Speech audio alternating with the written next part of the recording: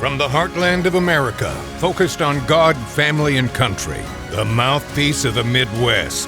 This is Dale Carter's America. Another exciting episode of Dale Carter's America from the podcast studio in Raytown, Missouri. I want to make sure that we emphasize that, and that the corporate headquarters for Dale Carter's America is Blue Springs, Missouri. So we record in Raytown. Corporate headquarters is in Blue Springs. I have not mentioned Kansas City yet. We need to say that because His High Holiness the Pharaoh, Quentin Lucas I of Kansas City, you know, he likes to grab his 1% wherever he can. Yeah. And he does get a lot of my stuff, 1% of it, but he doesn't get anything out of the podcast. So thank you for being here today. I'm wearing my Bob Watson shirt. Bob's one of our sponsors, and he gave me this shirt, so I'm wearing the Bob Watson shirt today. Yeah. I've supported Bob Watson for 40 years, and all I get is this T-shirt. Oh, it's only 31 years, but Bob's been around for like 50. I'm going to go ahead and mention him here because he is my State Farm agent, and he'd love to be your State Farm agent. Been doing it for over 50 years from his office in Blue Springs. He's at 816-229-7878. Auto, home, life, commercial insurance, pontoon boats are back out on the lakes. Bob can insure anything that's important enough to you to have, because if it's important to you, you want to have insurance. You want to have the best insurance. That's State Farm. Bundle your home and car insurance and save even more. And Bob is the gold standard of agents in the Kansas City area. And again, he can work with you no matter where you are in Kansas or Missouri. He's licensed to both states. Get a rate quote today, 816-229-7878. Bob Watson, my State Farm agent, and I will share him with you. We would love it if you would take what we do on the podcast and share it with all of your friends. It's amazing to me, the disconnect, because I know that there are people, Kurt, who are on Facebook, who the trolls out there who always have something negative to say. They don't watch or listen to the podcast, because if they did, they would know some things that we're going to get into today, that we're not bootlickers for Donald Trump. Never have been. Never have been. We've criticized him. In fact, you and I, we're going to get into this a little later, you and I have almost changed positions a little bit on this. In some ways. The build up to the 2024 election, you know, you were on board. I mean, this guy is like nobody else. Nobody's ever run like this. Everybody else is a crappy politician who just says crappy politician stuff. You remember that. Yeah. And Donald Trump is the guy who, you know, he's the bull in the china shop. He's going to get things done. And you know, you're paraphrasing a little bit, but yeah. Of course I am. I don't have direct quotes. We could go back and get direct quotes, but we're not going to. They're probably even worse. It's okay. So what I'm asking you to do in this segment is to take the podcast and share it with people, and just know that we have common sense. We don't always agree, right? And sometimes we switch positions as those positions evolve. That's right. So how do they do that? So you can get the podcast on Rumble or YouTube for the video version. Make sure you subscribe, hit that like button, and drop a comment. Share the link with your friends. Audio only on Spotify, Apple Podcasts, wherever you get your podcasts. And then follow us on Facebook as well. And leave a comment there. Join in the conversation. Yeah. The underlying core of all of this is, I believe we're a safe space for rooting for the country. Regardless of any policy disagreement that we might have, I think at the end of the day, we all want the country to do well. I mean, that's the beauty of America. We can disagree on how we get there, but in the end of the day, we want the country to do well. We are now past the April municipal elections, so my race for Jackson County is going to kick into high gear now. We're tackling things, and the reason I got into the race, things like the assessment debacle that went on, taxes in general, transparency, accountability, data centers. I had a meeting about that yesterday. Have you followed that at all? That huge data center that's going to be built in Independence? Yeah, and there's two more on either side of the highway up in Smithville as well. I learned a lot about it yesterday, and boy, it raised a lot of questions, a lot more questions than answers. So we're going to be digging into that. Public safety, criminal justice that's focused on victims of the crime and not criminal justice focused on the criminals. If you live in northeastern Jackson County, I'm looking forward to seeing you and getting together and talking about these issues. It's a critical time for our county. We've made some right moves so far. Frank White was recalled. We all lived through that. Nobody thought that could ever possibly happen. But some really good people in Jackson County had enough, fed up with the assessments that went on there. Gail was fired, the assessor, and we have an elected assessor coming.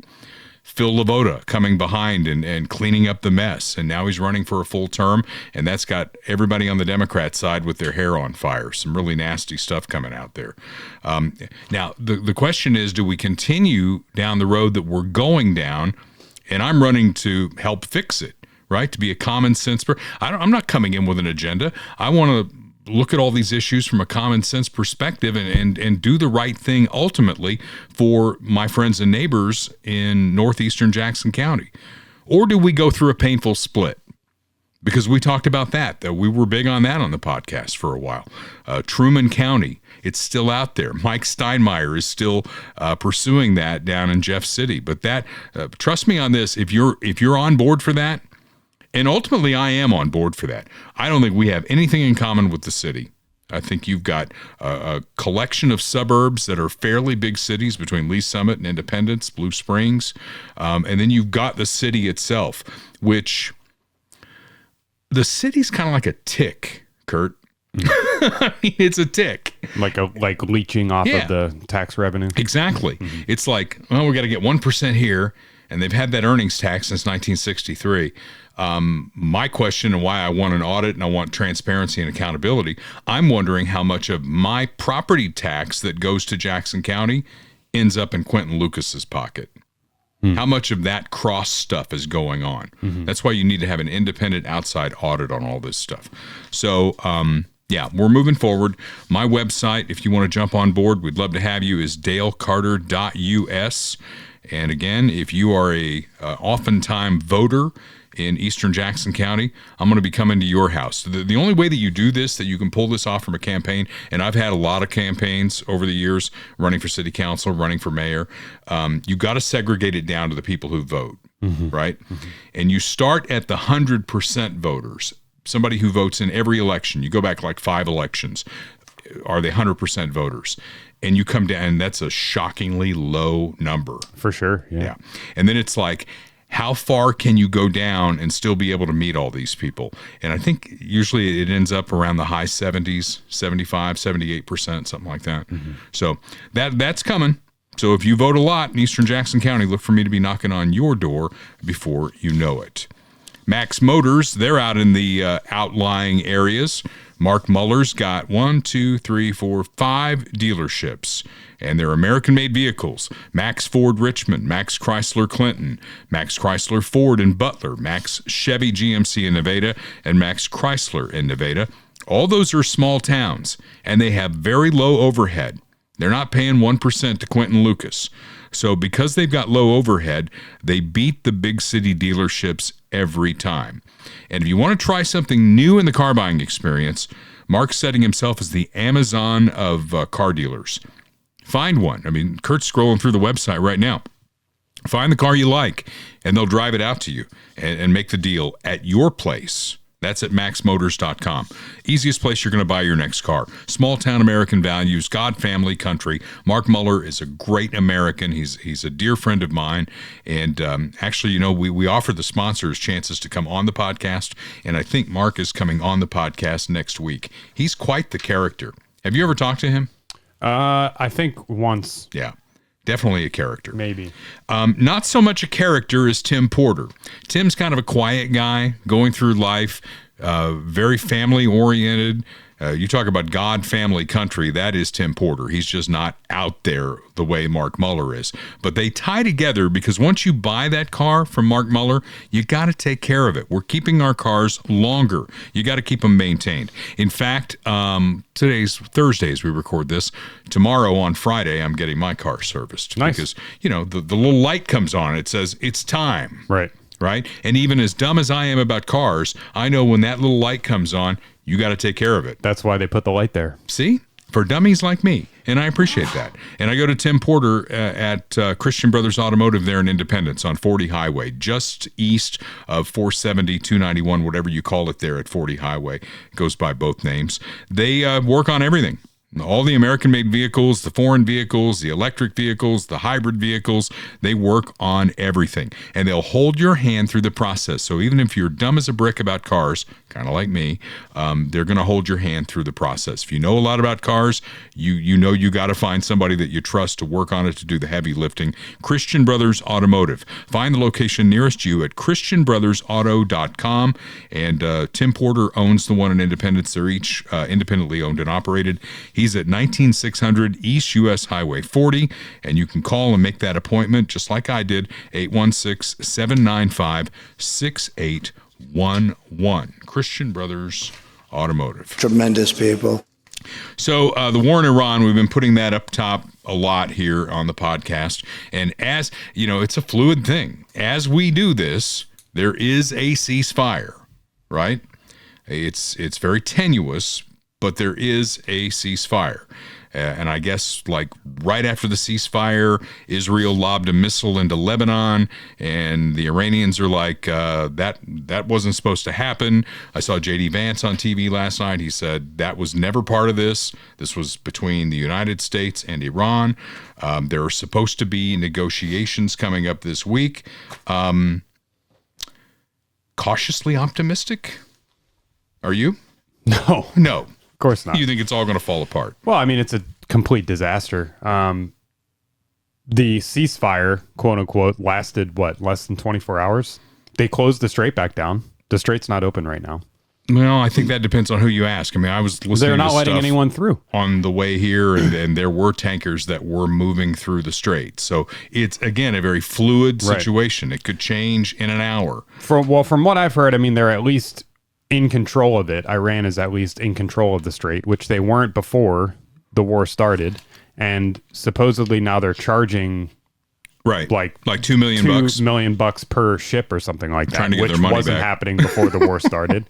So it's like now we're trying to negotiate a ceasefire and an agreement to get what was already in place before we started this.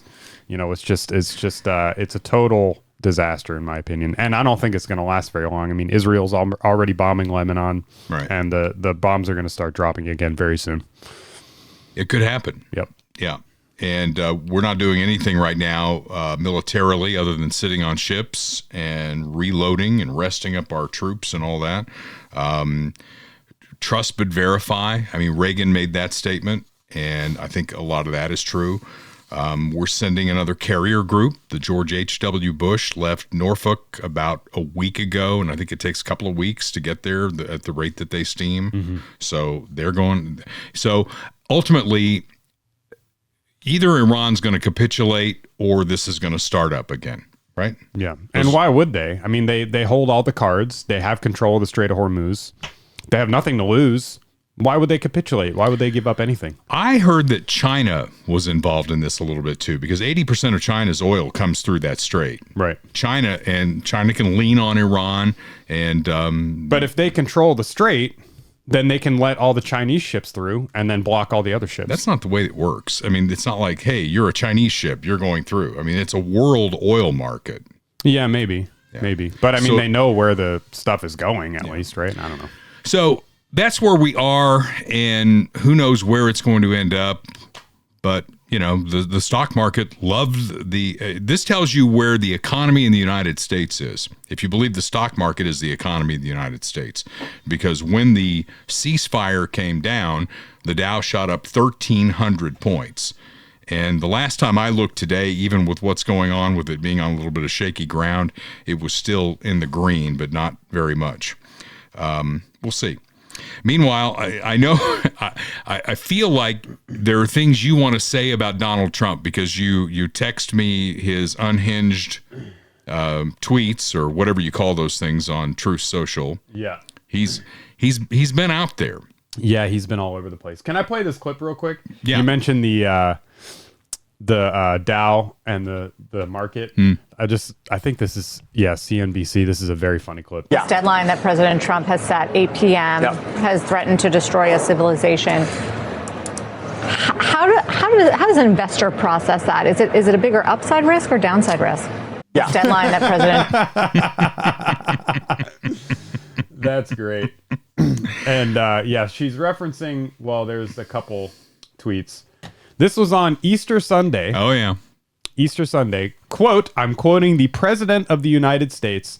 Tuesday will be Power Plant Day and Bridge Day, all wrapped up in one in Iran. There will be nothing like it. Open the fucking straight, you crazy bastards, or you'll be living in hell. Just watch. Praise be to Allah. President Donald J. Trump. He signed it, President, just in case you didn't know that this is the President of the United States. Okay, so I want to go back to 2024, before he secured the nomination. And you could go back and we could watch the tape, as they used to say back in the day, or whatever we say for whatever we have now. Mm-hmm. I think you may remember that because of things like that, I said I didn't want him to run. Mm-hmm. I wanted any other Republican to carry the banner forward. You were on the other side. You said this is who he is, and, you know, he gets things done. And yes, he comes across like that, but he gets things done. Yeah. And, you know, I mean, I think I have changed, obviously, my opinion on that. But, like, this is a very specific thing also. It's not like he's just out there calling Adam Schiff, like, pencil neck or something like that. Or, like, sleepy Joe Biden. Or, you know, we're going to put Hillary in jail. Like, all this kind of rah-rah, like, comedy. He still does that, too. Comedy routine stuff. Like, I don't really have a problem with that. It's still funny. Even though he's doing a terrible job, it's still funny. But, like, this is a post on Easter where he's threatening to blow up an entire country. I get it. In a war that he started. Right. Like, you know what I mean? It's not that just the messaging is bad or whatever. It's like, this is a complete disaster. And now he's coming unhinged. He's coming unglued at the seams. That's the problem with it. And I looked through his last night because I knew we were going to be talking about it. I don't have Truth Social. I don't follow him or anything, but I went through all of his posts on Easter. Not one post about Easter or Jesus Christ or the resurrection or anything. Just this on Easter. Well, again, this is who we voted for. Yeah. This is who we voted for. And none of it surprises me. And if we had the same choice to make today, I would hold my nose and vote for Donald Trump before I'd vote for Kamala Harris. At this point, I'd stay home. I mean, I wouldn't. I can't in my right mind vote for a Democrat because of abortion, or if they are pro-abortion.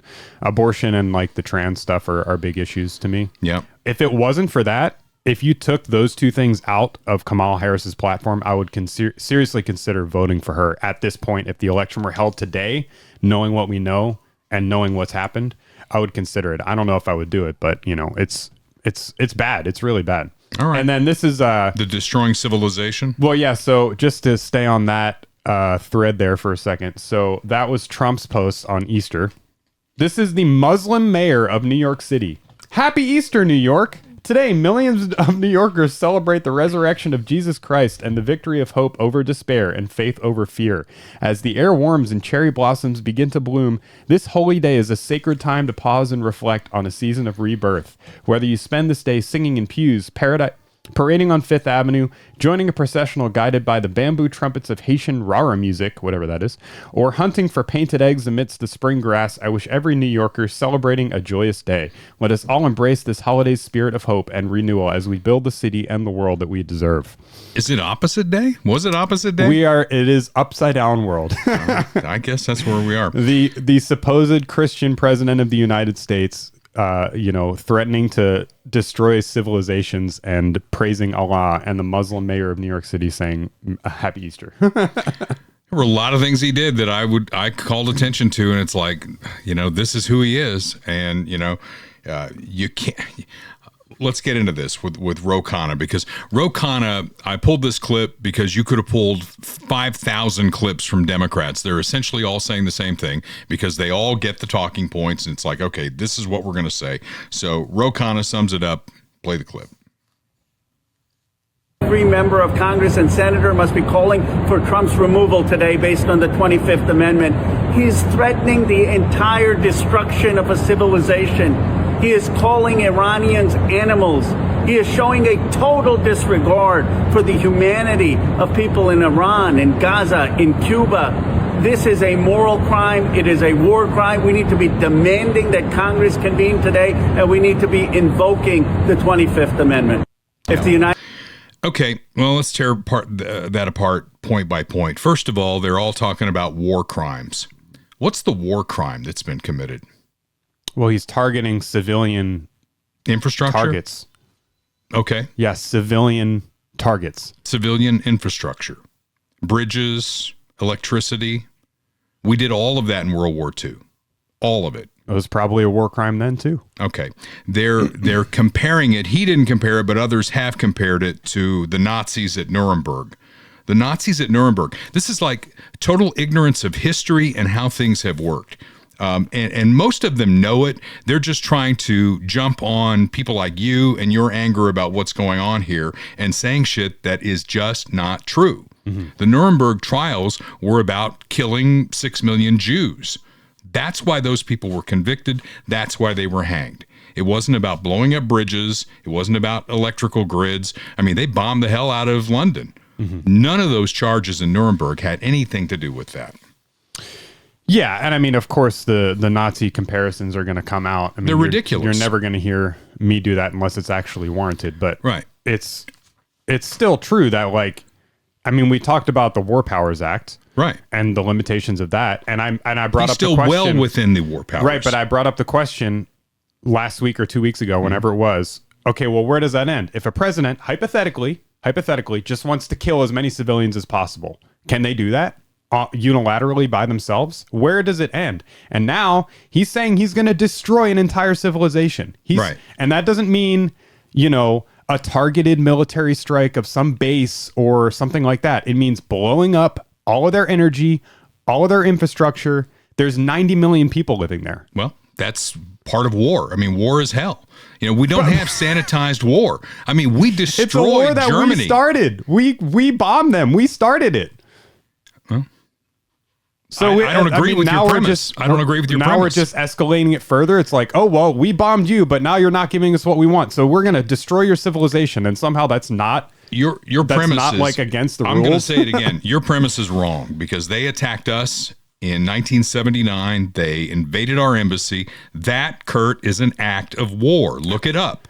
And then they've killed 1,000 Americans since then. They've said, death to America, death to America. Well, America showed up and said, okay, bring it on.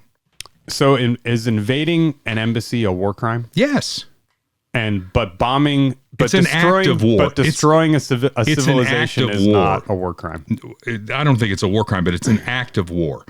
A war crime is taking your women and children and putting them around these targets and saying, you're the human shield. That's right, but a war if you're crime. Destroying a civilization, that means like he didn't do it. He just said it. I can't even believe I'm defending Donald Trump here, but he didn't do it. He said it.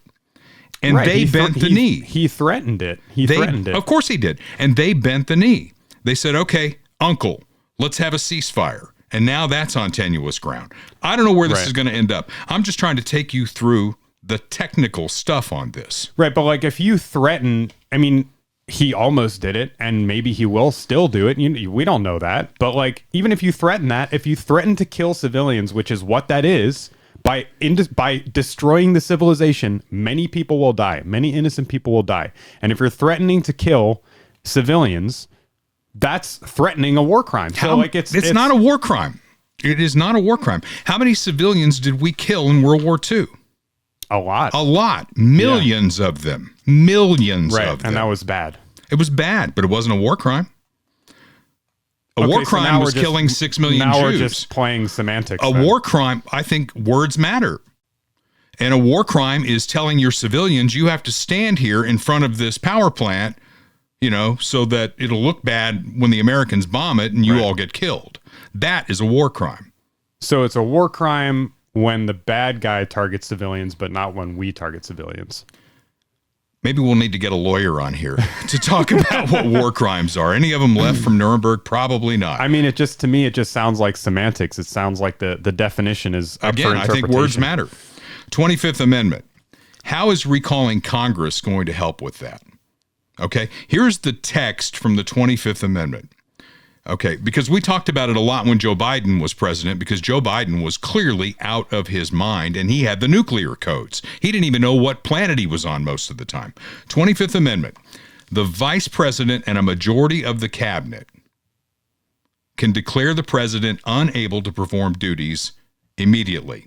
and that would install the vice president as acting president. If the president then contests that, Congress decides the issue. So it's got to start with the cabinet. Right. And that cabinet is behind him 100%. I mean, yes, his tweets or true social shit comes off completely unhinged. But when we get into this next segment, and we're going to talk about the New York Times, and they embedded people in the decision process of all of this, it kind of changed my mind on how this all came together. I don't know that it'll change your mind because you think the entire thing is wrong, but it sort of clarified it a little bit for me, which we'll get into in a second. But I do want to know where Ro Khanna and the other Democrats were when Biden didn't know where he was on a daily basis. They were the ones saying he's running rings around everybody in the White House. Right. How do they have any credibility to say this? Yeah. They don't. I mean, is Trump an asshole? Completely. I said it before the election, and I'm still saying it. So I think I'm consistent. He's an asshole, right? Yeah, I mean, and he says things that are on the surface look crazy, but he's always done it. 77 million people baked that into the cake. Yeah, I'm beginning, well, not beginning, but I'm of the opinion that it's like almost nobody has any credibility anymore because the Democrats don't have any credibility for the reason that you just listed, because they are hypocritical on Biden's mental health and Trump's mental health, just as one example of many, many, many examples. But you think Trump's mentally unbalanced?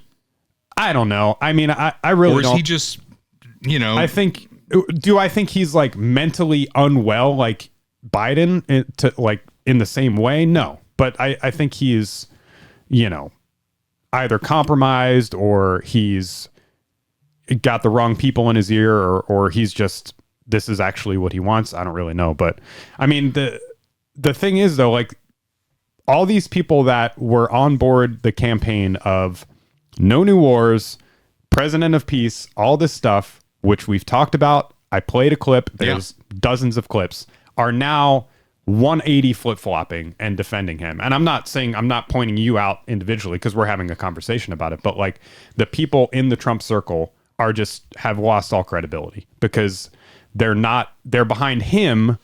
They're not behind what he campaigned for. They're not behind the issues. They're just behind him. Well, and you mentioned the wall and Mexico's going to pay for it and all that stuff and all the other stuff that he says.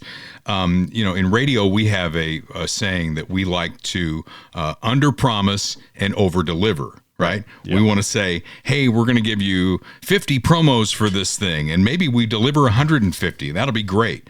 Trump's just the opposite. He oversells everything and he under-delivers everything. Yeah, and that's politics in general. I mean, imagine if your job in radio, you pitch to the hiring manager what you're going to do, and then you get hired, and then you get paid the same amount of money whether you do it or not. There's no review, there's no job review, there's no annual raises or whatever. It's just like, oh, you're hired now, you get the money. That naturally, that's what you would do. You would overpromise and underdeliver. You're going to go into that interview and you're going to say, I'm going to change this and that. I'm going to be the best radio host that there's ever been. And then you get hired and now you can do whatever you want. You can slack off and sit on the couch all day and you're not going to get fired. So of course that's what's going to happen. That's politics in a nutshell. Well, and politics for this particular president is he's not going to run for anything again. Right. So he's essentially going to do whatever he thinks is right. Right. Whether we agree with it or not. I want to rewind the tape and go back to the beginning of this thing. Not the total beginning, because the beginning of this thing really is the October 7th attack on Israel. That's where the wheels kind of came off of this thing. You had presidents that were saying Iran can never have a nuclear weapon, and they dealt with it in different ways. Trump even dealt with it in a different way, but October 7th changed everything. So the New York Times embedded 2 White House correspondents in the room as this thing was being discussed, and they wrote an incredible piece. We play clips a lot. It would be boring to read this article, but I encourage you to go find it. And I took a couple of things from it that I think are kind of interesting. So it starts with Netanyahu making a visit to the White House. He comes to the White House. He's got his intelligence people there, and he tells Trump and all of the folks in the Security Council that Iran is trying to resurrect their nuclear program, that they have some of the material left, and they're trying to enhance it. They're trying to enhance the uranium. So Trump doesn't like that. He tells the Iranians, look, you can have a nuclear program in your country, a peaceful nuclear program. The United States will provide you with the uranium that you need to get that done. And the Iranians told him to go pound sand. They were going to do whatever they were going to do. So Israel came to the White House and they had 4 requests. And Trump, I guess, took the first 2. It's like, can you take out their military? Can you take out the Ayatollah? And then the other 2 requests, Trump told them no. So we're not going to do that. They wanted him to arm an insurgency within Iran and go for complete regime change in Iran. And he told them no on both of those things. So he agreed to 2, not the other 2. So the war cabinet gathers, and Trump, not the crazy guy on Truth Social who's doing whatever he's doing on Easter and driving everybody crazy. He's sitting around the table with all these people, and he's going around the room asking them for their opinions. What do you think? J.D. Vance was the first, and he's the vice president, and he said, I don't think we should do it. So, but he did say, if we do it, we can't have a half measure here. We got to go all the way. So that's a fascinating thing. And it went all the way around the room. And there was someone from the communications office who said, if you do this, somebody like Kurt is going to find a clip where you've said no new wars. Like one of the many dozens of times you said it in front of tens of thousands of people at your rallies. And you're going to have to defend that. And I think he baked that into the whole thing.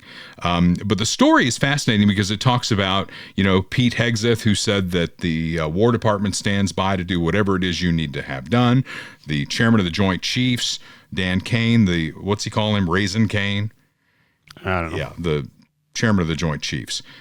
He didn't have an opinion one way or the other, but he said, these are your options, A, B, C, and D. And, these are the things that we can do. And he told him, there's a window of opportunity here. You need to, let us know within this amount of time. And I guess he slept on it. And with like 20 minutes to go in the window, he told the general, it's a go. Let's do it. So there you go. That's in the New York Times. And again, I encourage you to go find that. And these are not fans of Donald Trump. The New York Times is not a fan of Donald Trump. So this is not a boot-licking story. It's just very factual on how they went through the whole thing. So look that up and read that. Meanwhile, our TDS friends, and I saw some of them on Facebook, they want to have it both ways, right? On one hand, Trump's a war criminal. And then there's the 2-week ceasefire, so they call him a taco. And you know what taco is, right? The acronym? Oh, yeah, the left, that's their fan. That's whenever you see a taco emblem or whatever with Trump, it stands for Trump always chickens out. Oh. Yeah. Okay. So he's a war criminal and he's a taco. I don't think those two things go together. I mean, it kind of makes sense to me for the reason that I mentioned. I mean, he was threatening war crimes, certainly, and he does chicken out all the time. So, I mean, that does kind of check out. Maybe you are completely flipping on me here. Well, I don't think they can have it both ways. And I said that to one of them. He said, oh, he's a taco. And I said, but if he'd gone through with it, you would have called him a war criminal. Yeah, I mean, they don't want him to go through with it but maybe they do, because then it gives them more fuel to criticize him or the left is always going to criticize him no matter what he does. Yeah. And if you're Donald Trump, you're sitting there in the White House, damned if I do, damned if I don't. I think I'm going to do what I was elected to do, in my view. Yeah. And this is why, too, we have to be careful on the right if we're going to be critical or even fully oppose Trump to, then turn to these people who have been very disingenuous this entire time and be like, well, now I agree with you. He's bad. He's bad. Because they're not in it for the same reasons that we are. You know what I mean? They are not. We're still not on the same team. Nope. I mean, some of the things he did that we voted for, I think that we agree on, is closing the border. I mean, there aren't illegals coming in now. I mean, we still have too many of them here, and they need to get to work removing them. By the way, I was going to tell you, I flew down to Atlanta to see my youngest son last weekend. He just bought his first house. Very proud of him. But when I came back through Atlanta, security was ICE. It was all ICE. Did you get the full cavity search? I did not, because I have the check mark, so I don't get that anymore. But what I did see was, man, they were moving people through with military precision. They were polite to everybody, but and some of the stuff that you're seeing is, ICE is taking over the airports. They don't know what they're doing, and they're just jerking people out of the line and arresting them for no reason whatsoever. Now, I'm a white guy, I get that, but there were people of color all around me in line in Atlanta, and they were polite to everyone. They were just moving people through the security lines, and they did know what they were doing. It just occurred, I just saw them, and I'm like, ICE, okay, all right, well, I've never seen that before. So it worked out okay. Were they all decked out in the gear and armed and everything? Oh yeah, they were armed. The full on thing. Their faces were all showing though. They weren't wearing the covering and all that. Yeah. So anyway, it was fine. It's because they're not arresting a Guatemalan grandma. But the interesting thing is they're at the airport, so they do have enforcement capability. Mark Wayne Mullen, the new HHS secretary, not HHS, Homeland Security. Yeah, DHS. DHS. All the acronyms, right. soup or whatever. Gets confusing. Yeah. But he said basically that they should pull out of customs in these sanctuary cities at the airports. Why would we do that? Because if you're a sanctuary city, you're going to tell us we don't have any arrest power once they leave the airport. So screw it. You're on your own. Good luck to you. We're going to get like a whole reel of Kurt's. Okay. Sometimes it's just better to keep your mouth shut. All right. I don't do it nearly enough. Well, we'll move on and tell you about Clay Como shooters then. Take care of yourself. Defend yourself. Defend your home. Man, the bullets keep flying in this town. We had two really nasty shootings in the Kansas City area overnight. You've got to protect yourself. And when they talk about standing your ground, it doesn't mean indiscriminately firing into a crowd like at a Super Bowl party. It means when you're in your home, you have the right to defend your home. And our friends at Clay Como Shooters want to help you with that. It's not about selling you a firearm. Yes, they'll do that. Yes, they buy firearms, but it's about training you so that you know how to defend your castle, how to defend your family. Full service firearms dealer. They buy guns. They've got experienced trainers with law enforcement background, indoor shooting range so you can get proficient on whatever you buy. They have affordable pricing. It's not a big box store. A neighborhood business looking out for the community. They've done that for my family, and they'll do it for yours as well. Go see them. 69 Highway, right between I-35 and 435 over by Worlds of Fun. You can call them up at 816-452-4867. But the bottom line is, the cops are doing the best job they can. Cops really don't prevent crime. They're there to clean it up afterwards. You've got to be able to protect you and your family, and Clay Como Shooters can help you get that done. As you head through life and you get closer to 65, Kirk Doris becomes a very important phone number that you're going to need to have because he runs MedicareSimplifiedKC.com. MedicareSimplifiedKC.com is the website extension. But you can call him at 701-6661, 816 area code. Office is on Nolan Road in Independence. If you can't come to him, he'll come to you, and he will make the murkiness of Medicare make sense for you and your situation. Which part, which plan, which supplemental are you going to need? Kirk Doris is the man who has spent decades making this all make sense and will make it make sense for you. And you don't pay him. He's paid by the insurance companies. He'll find the right avenue for you as you go into Medicare. So if you're approaching 65, you got a parent who's doing that, call 816-701-6661 and set the appointment with my friend Kirk Doris. So local election time. They do matter, right? No matter how few showed up. Did you vote? No. Oh, yeah, I messed up. I honestly completely forgot, and Yeah. it's been a busy week. yeah. So Anemic is the way I would describe voter turnout. for the municipal elections. And I have a saying, and I've said it for a long time, you don't vote, don't bitch. If you don't vote for, and especially in these local elections that matter more than you think. We spend a lot of time talking about Donald Trump and Congress, but really when it comes down to it, in your neighborhood, Kurt, when the decision is made on zoning or whatever, Donald Trump and Congress are not making that decision. Your mayor and city council are making that decision. Your planning commission is making that decision. When you send your kids to school in a local school district, these elections that happen in April, those are the people that are determining the curriculum that your kids are going to study. So they really do matter. And when I've voted in a presidential election, especially the times Donald Trump's been on the ballot, because he fires up interest, the line will be all the way out the door. And first time that Trump was on the ballot, what was that, 2016? Mm-hmm. You know, it took me almost 2 hours to vote. Yeah.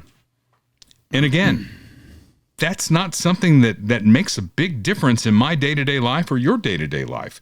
The other stuff does make a difference, and there's never a waiting line. Yeah. And you see just how few people do it.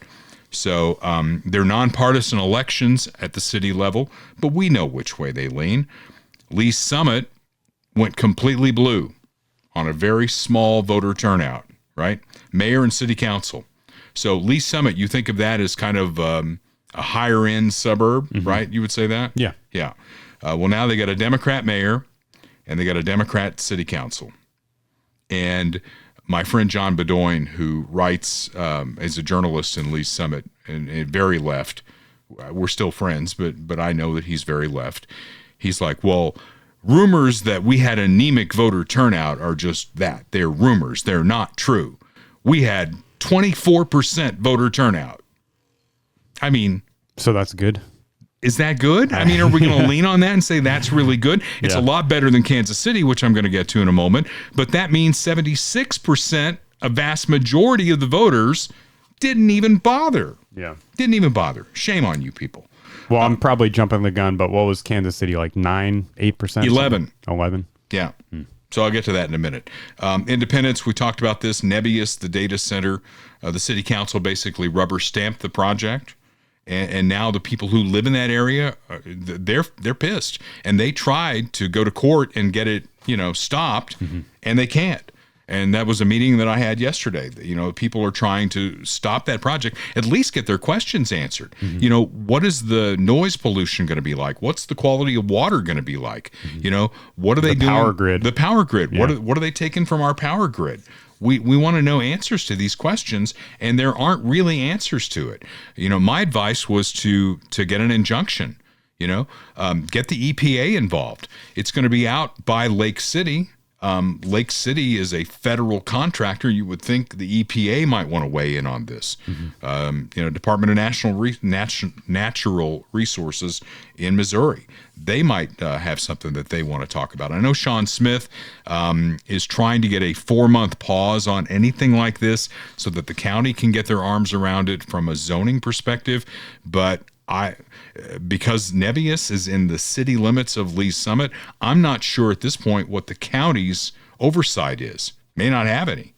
I know they want to have a battery storage facility in northeastern Jackson County that would be an unincorporated area, so that would be a county issue.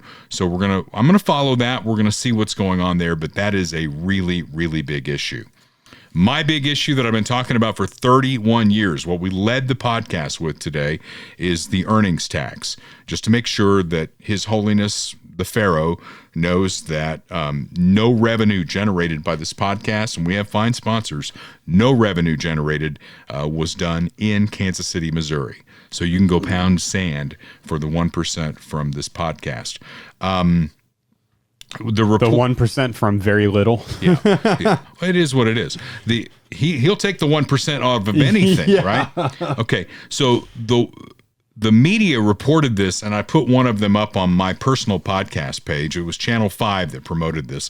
Big headline: landslide, 75% vote yes to keep the earnings tax. So I want to look inside those numbers. There were 221,000 eligible voters in Kansas City, Missouri. Just so you know, on the earnings tax, we who pay the bulk of it, who live in the suburbs and are forced to come to town because the ownership that we work for aren't smart enough to find a way to get out of this town. So we're captive. We have to vote, or we have to pay it, but we don't get a vote. I've always said that's taxation without representation. So of the 221,000 eligible voters in Kansas City, Missouri, 11% went to the polls. So what is the right number? I'm not a math guy, but I think it's somewhere between 7 and 8% of the eligible voters voted yes. So it stays for another 5 years and probably will never go away. If it was ever going to fail with everything that's happened with Frank White and the assessment issue and negativity on taxes in general, if it were ever going to fail, this was going to be the year. And if it had failed, they were all doom and gloom. This is like they were saying 74% of our budget. This is cops, firefighters, and everything else. If it had failed, it would not have failed immediately. They wouldn't have taken it away immediately. There was a 10-year clock, like letting a little bit of air out of the balloon each year. They'd have to find other revenue sources, and I think they could. So they're not going to have to do that. But what will happen as a result? Will companies continue to move out of Kansas City and take their workers with them? And if they do that, like all of the radio stations other than the ones that I work for, they have moved just outside the city limits. Why couldn't we have done that? If we could have done that, I wouldn't care anymore. I wouldn't bitch about it anymore. You'd all be on your own. Screw it. But they didn't, so I'm still bitching about it. So, not to interrupt you, but 221,000 times 11%, and then 25. It's a 75% voted yes, right? So of it's the 25% margin, yeah, approximately. It's about 6,000 people. Okay, so 6,000 out of 221,000 Yeah. decided that we who can't vote are going to continue to give 1% of our salary. Correct. Yeah. And 1% of everything else too. If I sneeze in Kansas City and I get a talent fee for it, they want 1% of that. And they're going to investigate me. They have done it before. And then we find out that some of these investigations aren't really true, that what they're finding you don't really owe, but they don't care. They want it anyway. I mean, it's like the mob is running that place and it's legal. They're getting away with it. But here's what's going to happen now. Not only will, I think, companies continue to move out of Kansas City because it's a sewer. They can't get their arms around crime. They have idiotic things like, oh, we're gonna do away with single-serve alcoholic containers, and that'll bring the temperature down. Good luck. Really? That's going to make a difference? They're losing the Chiefs. We know that for sure. They're going to Kansas. Now, I'm not a math guy. Maybe you're doing some math calculations over there. But I kind of wonder what the entire payroll of the Kansas City Chiefs organization is. I mean, we know Patrick Mahomes makes $50 million a year, right? They all make a lot of money. I would guess that 1% of the Kansas City Chiefs payroll is a chunk of change. Wouldn't you think? Yeah. They're also going to lose the Royals. That's not official yet. They're still kicking the ball around, but I think they're probably not going to end up in Jackson County. I would be shocked. So the Royals payroll, 1% of that, probably not as much as the Chiefs. But then on game day, the opposing team comes to town. And in the NFL, if you're a player, your paycheck is per game. It's not like, you got this salary and like most of us, we get a couple of paychecks a month or whatever. If you're in the NFL, your salary is per game. So the 17 games that you play, your salary is divided by that. So everybody on the opposing team that comes to Arrowhead Stadium, they also get hit with the 1% earnings tax. The 81 baseball games that the Royals have at Kauffman Stadium, every game, 1% of that goes to Kansas City. Yeah. So that's probably millions of dollars. 2025 payroll for just the players was $267 million. That's not including the coaching staff, front office, executives, scouting, medical equipment, business operations, PA and announcer. stadium staff. PA announcer, yeah. Yeah. $267 million. Yeah. So what's 1% of that?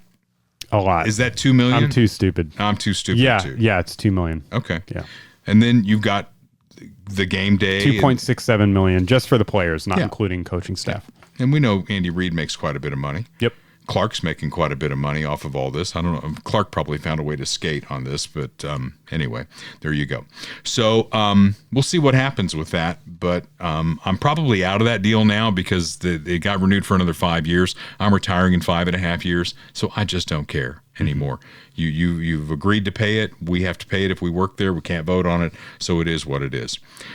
Reagan had a lot of great quotes, and I got one here because he said that we're a country with a government, not the other way around.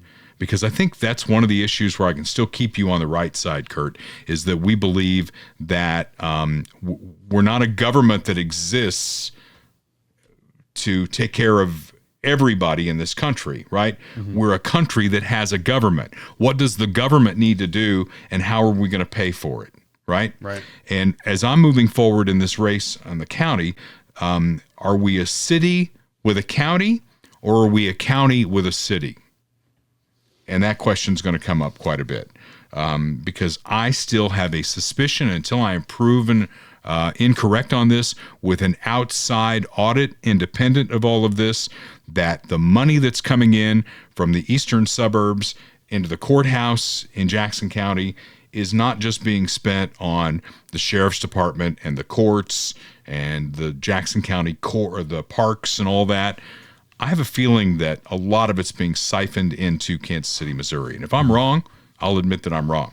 That we're a city with a county, not the other way around. Exactly. So you're tracking with me. I appreciate that. Moving on here, Funhouse Pizza, 2 locations. They're in Blue Springs and Lee's Summit. One of our early sponsors and the place that we do our live events, and we're going to have a live event coming before you know it.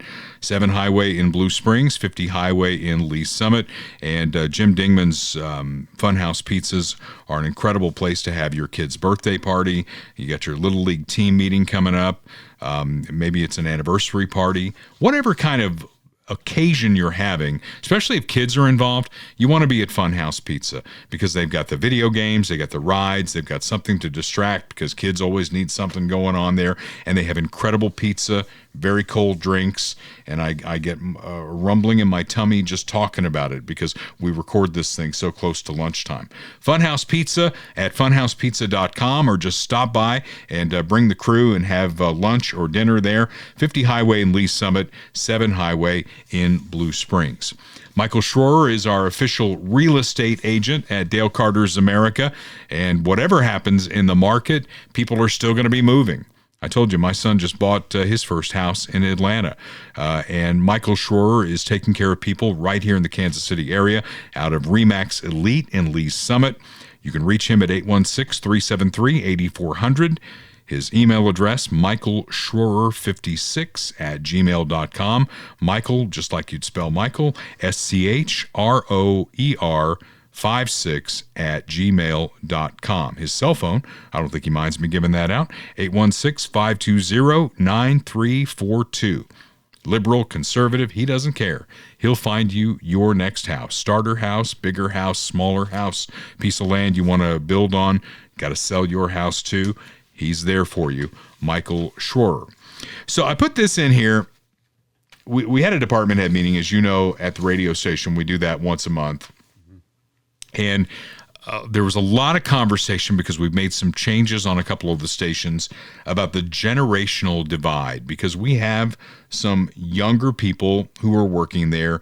And I felt like it was directed at me because I'm the oldest guy there now, right? And it's like, you got to be careful when you're dealing with these young people because they're not you and you're not them. Mm-hmm. And you're younger than I am quite a bit. I've always had the feeling that, you know, from my grandparents and my parents to me, and I've tried to instill it in my kids, is if you got a job to do, go to work and do your freaking job and then go home. Mm-hmm. Why do we have to hold their hand? I don't get it.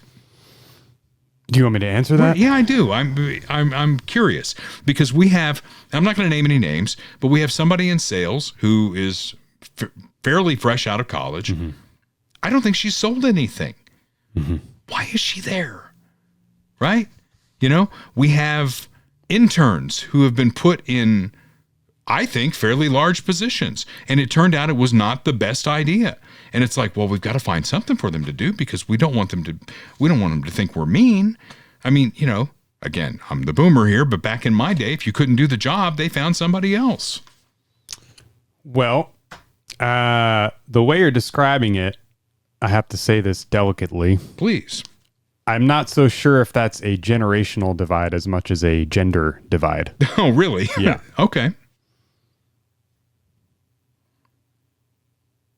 I'll have to think about that. Yeah. I'm gonna chew on that. Yeah. I'll give you the unfiltered version off the air.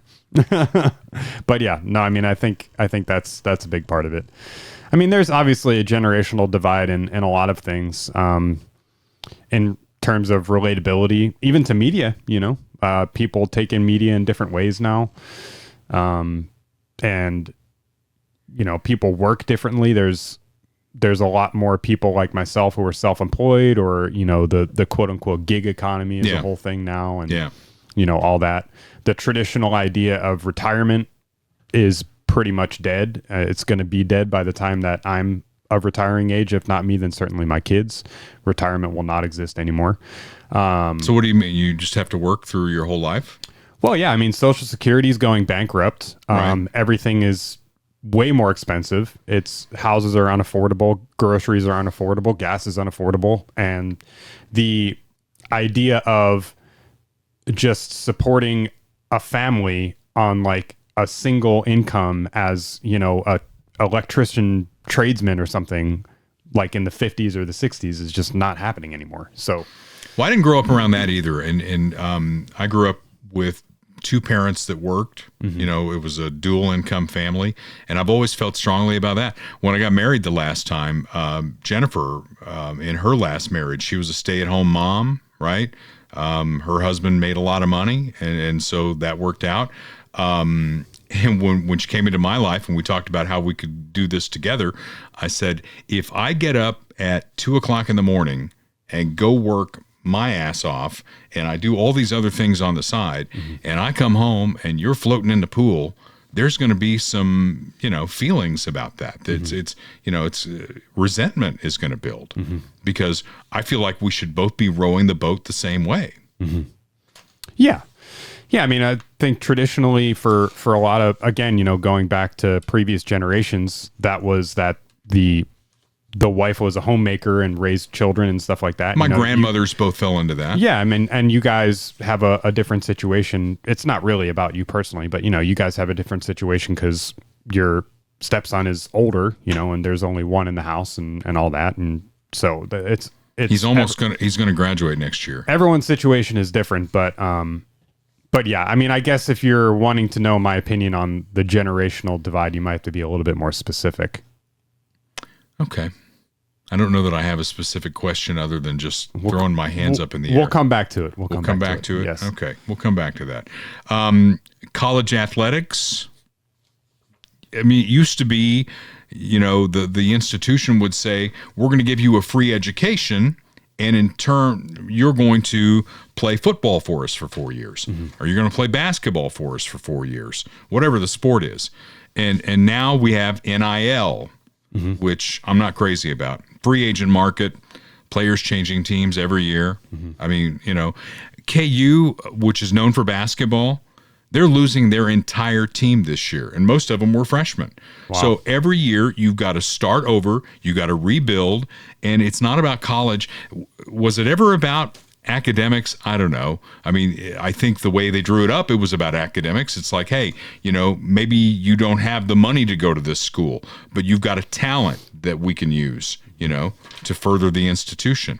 And so in exchange for that, we're going to give you a 4-year education. Well, now they've got NIL, and these teams all have free agent money. It's just like the pros. Yeah. It's like we're going into a draft, essentially. It's like, okay, who's coming out of high school who's going to be any good? Okay, all right, we know we're only going to have them for a year because they're going to turn pro or they're going to go to another university. And then of the other people who are out there, it's like, okay, well, we can grab a forward from Duke, you know, we can grab a guard from UCLA. I mean, It's just crazy. And with red shirting, they can play until they're like 27 or 28. That doesn't sound right either, does it? Yeah, I didn't know that. Yeah. So Trump got involved, as he always does. He had that big group at the White House of different administrators and coaches and all that. And he put out an executive order. Did you see that? Nope. Yeah, that, and I don't even know if it's something that can be enforced, but it talked about, 5 years of eligibility. And if you decide you want to go into the transfer portal, that's fine, but you got to sit out a year to do that. And you only have 5 years. So it kind of discourages all of that. Nick Saban was the coach of the Alabama Crimson Tide for a long time, won national championships, one of the greatest coaches of all time. He got out of coaching because he didn't want to do the NIL thing, because it's like, I got to recruit my team every year. It's like, I've recruited them. They should play for me for 4 years, and I'll recruit the incoming freshmen and all that. He talked about what Trump tried to do here. Really works long term without some kind of regulations, something that allows, universities to preserve opportunities for all sports, including women's and Olympic sports, not just football and basketball. And, I want to thank the president for, showing leadership and creating a roundtable, which consisted of, college presidents, commissioners, athletic directors, coaches, to gather information as to, what might help create some regulation that would help us long-term be able to manage and fund all sports so that we can continue to create opportunities for young people.